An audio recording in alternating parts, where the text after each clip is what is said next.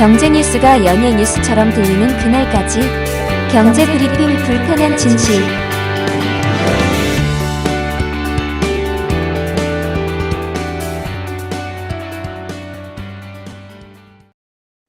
피 같은 내 돈 찾아라. 지난 주말 외신에서 은행 앞에 길게 늘어선 줄을 보신 분들 이런 걱정들 많이 하셨을 것 같아요. 다들 아시다시피 미국 16위에 달했던 실리콘밸리 은행, 이게 파산을 하면서 맡겨놓은 돈을 찾으려는 사람들이 은행으로 몰렸기 때문이잖아요. 물론 위기 소식을 듣자마자 스마트폰으로 예금을 인출한 사람들이 더 많긴 했죠. 하지만요, 은행 앞에도 20m 이상 긴 줄이 늘어선 장면, 이게 TV 뉴스에도 나오더라고요. 그야말로 충격이었습니다. 그러면서 그런 생각들 다들 했겠죠. 혹시 내 돈은 괜찮을까? 저는 그런 생각도 했어요. 누가 내 돈을 훔쳤을까? 우리의 첫 책이 이제 5년 계약이 지났거든요. 예. 그렇죠. 새로운 출판사를 찾아봐야 되나? 이런 걱정도 같이 했습니다. 그러니까요. 도대체 우리 돈은 누가 훔쳐갔을까요? 아무튼요, 이런 걱정하는 이유 다들 이거 기억나실 거예요. 2011년 부산저축은행 사태. 그 전에도 많았지만 가장 근래에는 이 사건이 꽤 컸었잖아요. 이때 은행에 예금한 돈을 돌려받지 못해서 고통받으신 분들의 이야기 아마 많이들 접하셨을 겁니다. 그래서 혹시나 우리나라 은행이 망하면 어쩌지? 이런 걱정들 하시는 분들도 또 계셨을 것 같고요. 그런데요, 이 사실 이게 너무나 화가 나잖아요. 원래 음식점이 망하면 그 음식점 사장이랑 종업원들이 가장 피해를 보죠. 하다못해 그럴 일이 있긴 힘들겠지만 삼성전자도 삼성전자가 망하면 삼성전자 사주나 거기에 종업원들이 가장 큰 피해를 입겠죠. 근데 은행은 달라. 은행이 망하면 은행원들, 은행장 이런 사람들은 별 피해가 없습니다. 오히려 돈을 맡긴 사람들이 더 큰 피해를 보거든요. 네. 이게 너무나 웃기지 않습니까?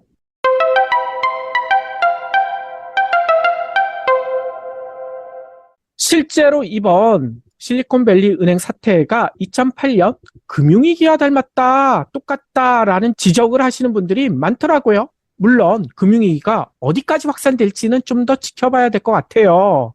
물론 오늘 새벽에 큰 사건이 터지긴 했었죠. 한 달 전부터 스물스물 나오기 시작했던 스위스의 크레디트 스위스. 여기도 엄청나게 큰 은행 아닙니까? 여기가 좀 문제가 있다라는 소문이 더 확산되면서 주가가 폭락해버렸잖아요. 네. 그래서 SVB 사태가 유럽까지도 전파가 됐다. 이런 얘기가 많이 나오고 있는데 문제는요. 저는 그런 확산보다는 그 위기의 원인, 그게 뭘까? 여기에 우리가 좀 주목해야 될 것 같아요. 뭐냐면요. 이 위기를 통해서 추악한 금융계의 관행이 또다시 드러나고 있거든요. 다들 아시겠지만 좀 다시 설명해 보자면요. 이 SVB, 많은 언론들이 이렇게 얘기를 하죠. 연준, 파월, 금리를 너무 많이 올렸기 때문에 망했다. 그런데요. 놀랍게도 이런 사실이 전해졌습니다. SVB가 파산 직전에 뭔 짓거리를 했는지 아세요? 거기 구성원들에게 보너스를 줬대요. 그것도 거액을. 아니, 앞서서도 얘기 드렸지만 이 파산 소문이 나자마자 고객들 돈 찾기 위해 스마트폰 터치하고 은행 앞에서 눈물 흘리면서 긴 줄에서 기다리고 있었을 그 당시에 은행 구성원들은요.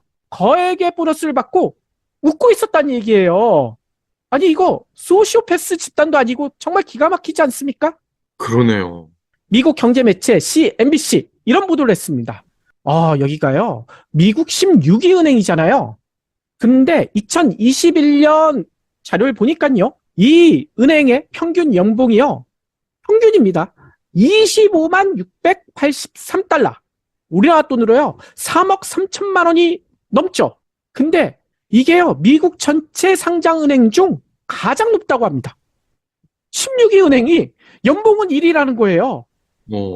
그런데 더 놀라운 것은 앞서 얘기대로 은행이 지금 망할 직전에 놓였는데 보너스로 사원에서부터 임원까지 얼마씩을 나눠줬는지 아세요? 12,000달러에서 14만 달러. 그러니까 우리나라 돈으로 1,500만 원에서 많게는 1억 8천만 원이 넘는 돈을 안겨줬다는 겁니다. 물론 SVB는 이런 얘기를 해요. 원래 이건 관행적으로 들어왔던 거다. 3월 두 번째 금요일, 요때 그 직전에, 그러니까 지난해의 성과에 대해 보너스를 매년 지급해왔다. 그래서 올해도 그 관행대로 지급한 것이다. 라고 항변을 해요. 그런데 하필이면 올해 보너스 지급이 은행 폐쇄일과 겹치잖아요. 아니, 양심이 있으면 은행이 지금 문 닫기 직전인데 보너스를 나눠준다는 게 말이 됩니까? 아, 이 지랄도 풍년이죠. 직전에 성과에 대한 보너스를 지급받았다. 그 성과가 파산입니까? 그러니까요. 아니, 이 예금주들 거기 믿고 돈을 맡긴 사람들은 피눈물을 흘리고 있는데 뒤에서는 이 보너스 잔치를 했다는 거예요. 진짜 양심을 어디다 팔아먹었는지 모르겠는데 문제는요. 여기서 또 우리가 분노하지 말고 좀 더 살펴봐야 될 것 같아요. 왜 보너스를 줬을까? 그 이유를 유추해 봤거든요. 뭐 이거는 정글지만의 내피셜이기 때문에 뭐 팩트라고 얘기하기는 힘들지만 아마 여러분들도 들어보시면 아 그럴 것 같다라는 생각을 저희처럼 하실 것 같아요.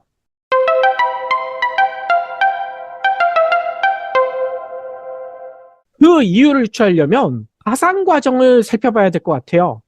이 SVB 몰려드는 예금, 실리콘밸리 이 벤처 기업들이 엄청난 투자를 했는데 그렇게 들어온 돈 어디다 투자할까? 얘네들도 그냥 돈을 은행 금고에 넣어둘 순 없잖아요. 그래서 가장 안전해 보이는 미국 국채에 대부분을 넣었다고 합니다. 그러다 파산했다. 이 이야기들은 아마 다들 들어보셨을 거예요.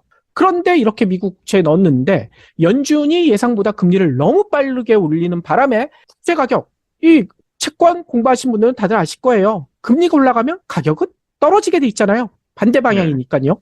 이 국채 가격이 폭락하면서 손해가 커진 것이죠. 근데 이렇게 손해가 커지더라도 이 국채 만기까지 그냥 고객들이 가만히 있었으면 이 사태가 안 벌어질 수도 있었을 거예요. 하지만 이게 소문이 나자 자칫 내 돈 돌려받지 못하는 거 아니야? 예금주들이 돈을 찾기 시작했고 그렇게 돈을 찾기 시작하는 금액이 늘어나다 보니까 이 실리콘밸리 은행은 고객들에게 돈을 돌려줘야 되잖아요. 그러면 돈이 어디 있습니까? 이 다 미국 국채로 있잖아요. 어쩔 수 없이 폭락한 가격에 미국 국채를 매각할 수밖에 없었고 이렇게 매각하다 보면서 손해를 보다 보니 이게 한계를 넘어서 파산한 것이거든요. 뭐 여기까지는 많은 언론들에서 들어보셨을 거예요. 근데 문제는요. 이 과정 누구보다 잘 알고 있는 사람이 누굴까요? CEO, 바로 그레그 베커. 이 회장 겸 CEO거든요.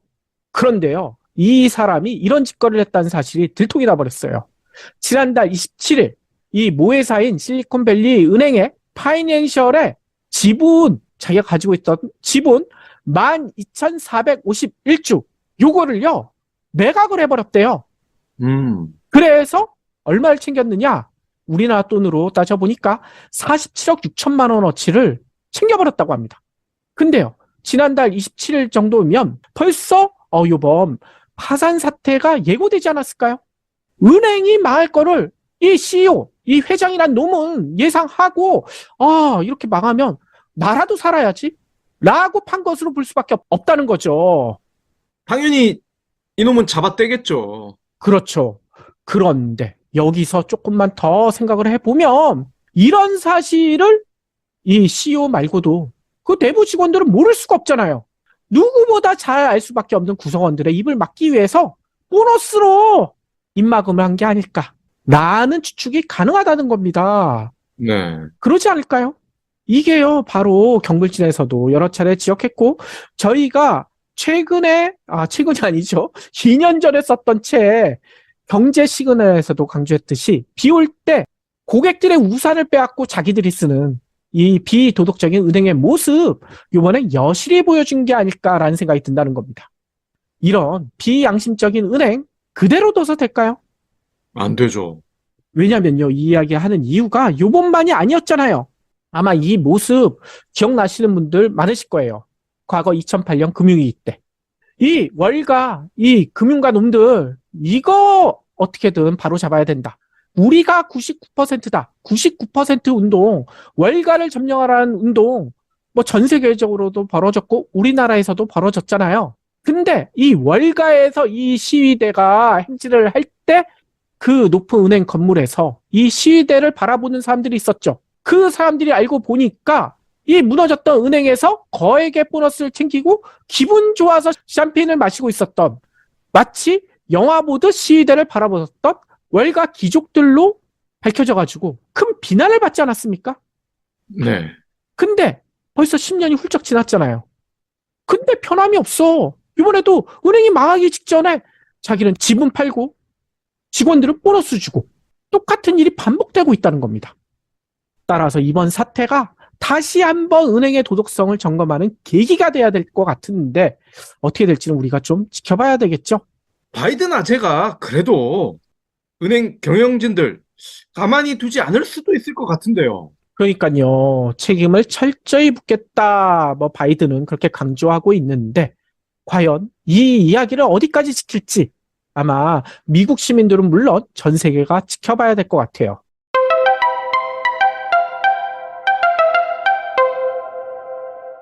그런데 이런 생각하실 거예요. 그건 미국 얘기지. 우리나라는 괜찮지 않겠어? 근데 과연 그럴까? 코로나 위기 때 이 정부에서 준 돈 가지고 대출해 준다면서 생색냈던 은행들 역대급 수익을 냈잖아요. 근데 그 이후로 뭔 짓거리를 했습니까? 청포 줄였죠. 구조조정했죠. 그러면서 입마금하기 위해서라고 저희는 보이는데 은행원들에게 거액의 보너스를 풀지 않았습니까? 네. 그런데 이게 은행들만의 일은 아니에요. 이를 감시해야 할 정부기관 그냥 수수방관했죠. 근데 최근에는 이 정부기관이 오히려 혼란을 부추겼다라는 이야기도 나오더라고요. 뭐냐면요. 혹시 이 이야기 들어보셨나요? 금리 장사한다며 연일 은행 때리게 나왔던 윤석열 대통령이 얼마 전에 이런 지시를 했었대요. SVB, 그러니까 실리콘밸리 은행과 같은 특화은행을 우리나라에도 도입해라. 이런 지시를 했다는 거예요. 그래서 이미 지난 2일 실무 작업 회의까지 열었다고 합니다. 그 이후에 SVB는 파산해버렸잖아요. 이거 뭔 일입니까, 이게? 정말 기가 막히지 않습니까?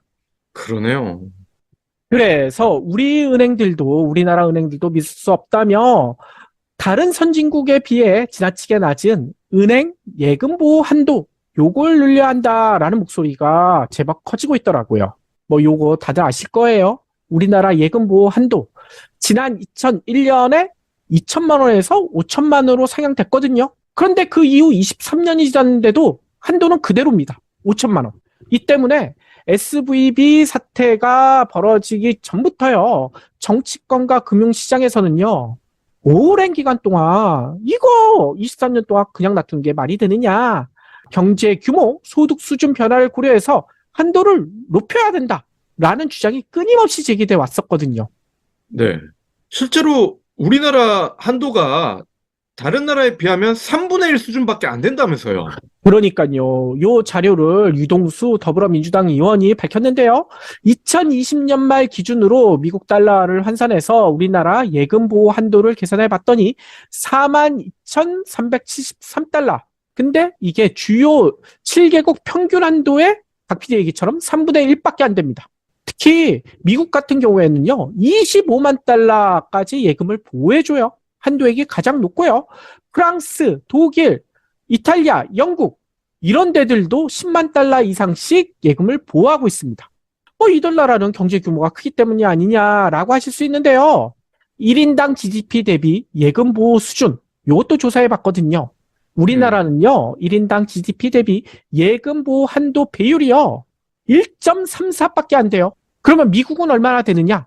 미국은요. 3.95. 우리나라의 3배가 넘습니다. 이웃나라 일본, 여기도 2.3배, 영국도 2.3. 근데 우리만 1.34. 이거 너무나 네. 낮은 거 아닙니까? 그러니까 적절한 한도는 1억 정도 보면 되겠네요. 그러니까요. 근데 지금 같아서는 1억보다 더 높여야 되지 않을까라는 생각도 들고요. 아무튼, 근데 이에 대해 은행들, 아이고, 이거 상향하는 거 위험해요. 라고 하고 있다고 합니다. 은행들도 핑계거리는 있어요. 이거 예금 보호잖아요. 그냥 하는 게 아니죠. 돈이 필요하겠죠. 그 돈 어디서 나오느냐? 각 은행, 저축은행이 예금보험공사라고 있죠. 이 예금보호공사에서 은행 등 금융기관이 파산했을 경우 예금 보호 금액을 내주잖아요. 근데 예금보험공사가 그냥 해주는 게 아니라 이 보험이 들어가 있잖아요. 보험료를 낸다는 거예요. 네. 근데 예금보험 그 한도가 뭐 박 PD 얘기처럼 1억 아니면 뭐 1억 이상으로 이렇게 올라가게 되면 예금보험공사에 내야 될 보험료를 더 낼 수밖에 없다. 그러면 은행들이 고객들에게 줄 수 있는 서비스가 줄어들 수밖에 없다. 라는 핑계를 대고 있다고 합니다. 아이고, 또 지랄도 풍년이네요.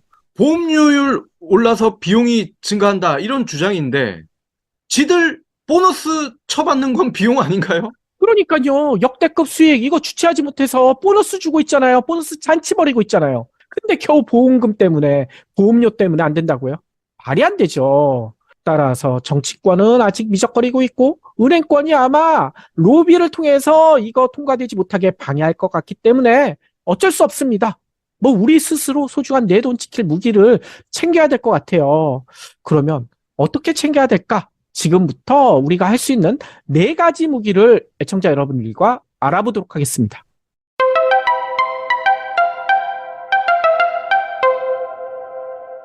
그러면 첫 번째 어떤 무기냐? 분산저축.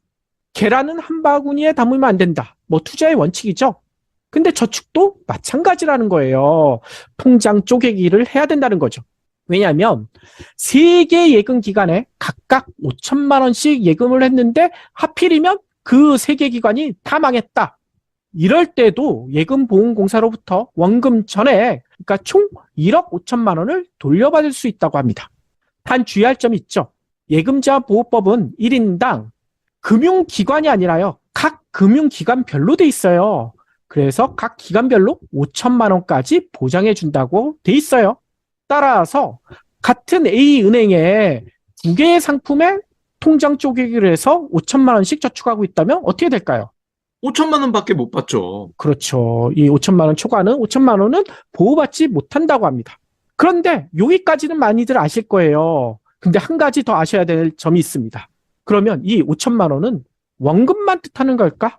아마 대부분 이렇게 생각하지 않나요? 네. 근데 아쉽게도 이자를 포함한 금액이죠. 그렇죠. 원금과 이자를 포함한데요. 따라서 연 5% 이자다라고 고려하면 뭐 이자가 앞으로 어떻게 변할지 모르겠지만 이렇게 가정하면 예치금은 한 4,800만 원 이하, 요 4,800만 원을 넘지 않는 것이 좋다고 합니다. 그래야 원금과 이자까지 합쳐서 5천만 원을 돌려받을 수가 있다는 거죠. 그리고 또 중요한 게 있습니다. 은행이나 금융권에 예치했으니까 앞서 얘기처럼 4,800만 원 이하로 나눠서 넣었으니까 괜찮지 않을까라고 생각하시는 분들도 계실 텐데요. 은행이나 금융권에서 파는 상품 모든 게 다 보호되는 건 아니에요. 입출금 통장, 적금, 예금, 표지업 여기까지는 보호가 되거든요. 근데 요즘 은행에서 펀드나 채권 이런 것도 팔죠. 네. 그리고 수익증권, 그리고 CD라고 하죠. 양도성 예금 증서 이런 것도 파는데 이건 보호가 되지 않습니다. 그리고 증권사에서 주로 가입하는 CMA라고 하죠. 종합자산관리계좌, 그리고 ELS, 주가지수연계증권, 그리고 ELB, 주가연계 파생 결합 사채, 그리고 ELW, 주식 워런트 증권 이런 것들도 예금 보호가 안 돼요. 단 증권사 주식 계좌에 남아있는 현금, 요 현금은 5천만 원까지 보호가 된다고 합니다. 그리고 가상자산의 경우 거래소로 넘어간 잔액 이것도 당연히 보호가 되지 않고요.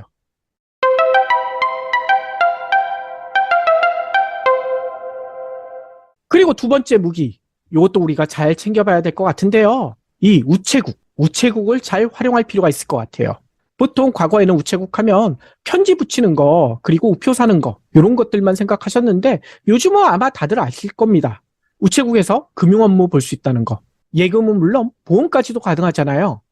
우체국이 은행처럼 많지가 않아서 좀 불편하다라고 해서 잘 안 하시는 것 같긴 해요. 그렇긴 하죠. 근데 서울 같은 경우에는 뭐 근처에 우체국 없더라도 이 인터넷으로 충분히 가능하고요. 지방 같은 경우에는 우체국 없는 데들이 없으니까 지방에서는 우체국 이용하시는 분들이 꽤 계시더라고요. 근데 왜 우체국 금융이 중요하냐? 이 우체국을 누가 운영할까요? 정부죠. 맞습니다. 따라서요, 우체국에 넣어둔 돈은요, 나라가 망하지 않는 한 보호받을 수가 있다는 겁니다. 특히 앞서 얘기처럼 다른 금융사처럼 한도가 정해져 있지도 않아요. 예금보험공사를 통해서는 각 금융권별 5천만 원까지 한도가 정해져 있잖아요. 근데 우체국에 넣는 돈은 돈이 있으시다면 뭐 5억이든지 50억이든지 그거 다 넣어놔도 나라가 망하지 않는 한은 걱정할 필요가 없다는 겁니다. 네. 따라서 이렇게 많은 돈을 가지고 계신다면 지금처럼 걱정이 되실 때는 우체국을 적극 활용하는 것도 좋은 방법이에요. 하지만 이런 생각하시는 분들이 많으시죠. 아무래도 정부에서 운영하다 보니 금리가 시중은행보다 적던데 여기에 많은 돈 넣어도 돼? 라고 얘기하시는 분들 꽤 계시거든요. 근데 올해 초 금리 상승으로 시중은행들이 5%에 육박하는 5%가 넘는 데들도 있었죠. 이런 정기예금을 줬을 때도 우체국의 정기예금 4%를 간신히 넘는 수준밖에 안 됐었거든요. 그런데 이렇게 금리 상승기는 보통 우체국 금리가 시중은행보다 적긴 하다고 합니다. 뭐 일반적인 경우엔 그렇다는 거예요. 그런데 이게 반대인 경우 금리 하락기에는 오히려 우체국이 유리할 수도 있다는 거예요. 지금이 바로 그런 시점이라는 거죠. 우체국에서 가입할 수 있는 초록별 사랑 정기예금. 오늘 아침에 찾아봤더니 이게 금리가요, 최고 3.6%예요. 이것도 그렇게 적은 건 아니죠. 근데 이게 끝이 아닙니다. 초록별 사랑, 이게 붙어 있잖아요. 따라서 탄소 중립 실천 포인트 가입 확인서 제출, 우체국 공익재단 협약기관 기부 동참, 뭐 이런 것들을 하면 우대 금리를 받을 수 있는데 우대 금리까지 받게 되잖아요. 그러면 이 금리가 얼마까지 뛰느냐? 4.15까지 뜁니다. 오. 현재 시중은행도 4% 넘게 정기예금 금리 주는데 거의 없지 않습니까? 보통 3%대 후반이잖아요. 우대 금리 받아도요. 근데 우체국은 4.15. 괜찮죠?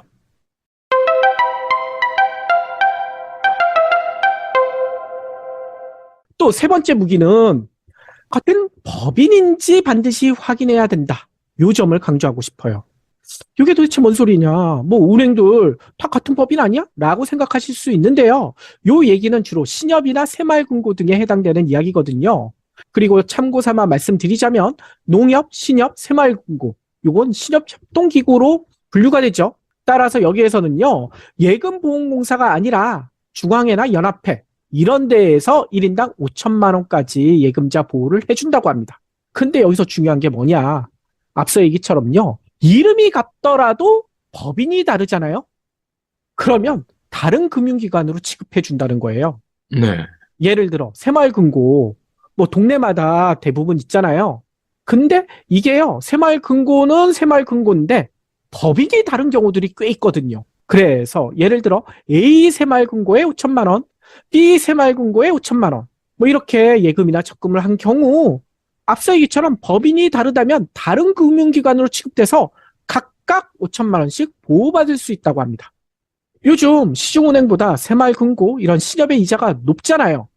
그런데 여기 위험하지 않을까라고 여기신다면 5천만 원, 근데 앞서 얘기 드린 것처럼 여기도 마찬가지예요. 이자를 감안해서 4,800만 원씩 잘 찾아보시면 이게 다 나오거든요. 은행연합회 같은 데 들어가 보면요. 법인이 다른 새마을금고, 신협 이런 데를 찾아서 분산저축하는 것도 한 가지 방법이라는 거예요. 예. 그러면 마지막 네 번째는 뭔가요?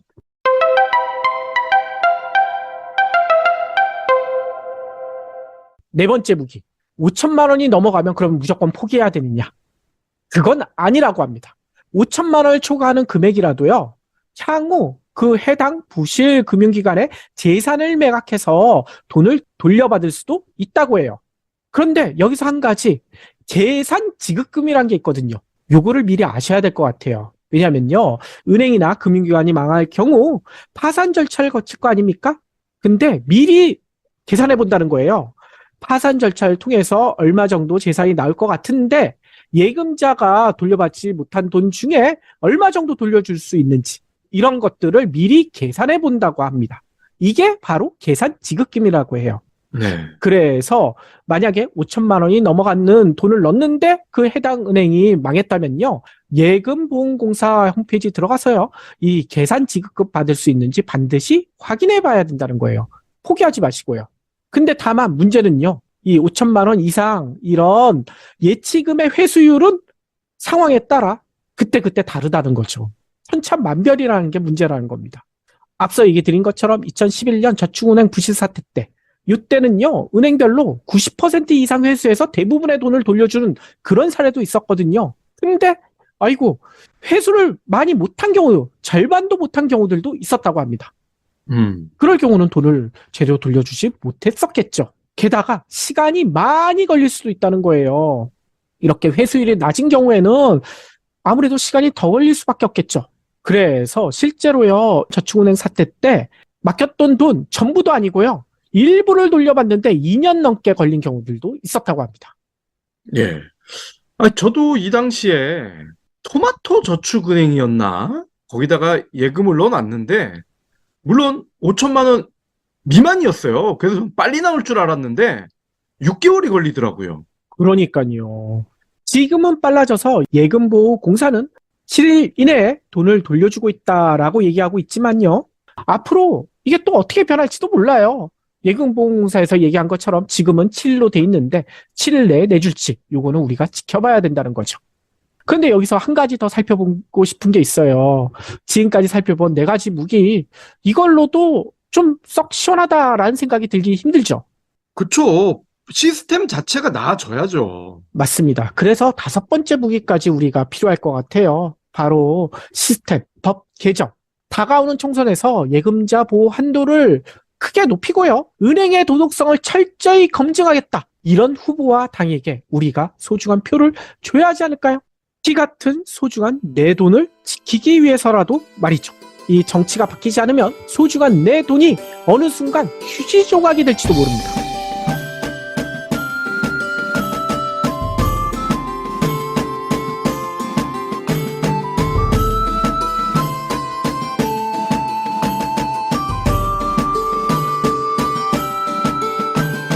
경불진 완주해주셔서 감사합니다. 하트 투척, 댓글 남기기, 링크 공유, 계좌 후원 등 경불진 두 PD에게 힘을 보태주세요. 더 좋은 내용으로 보답하겠습니다.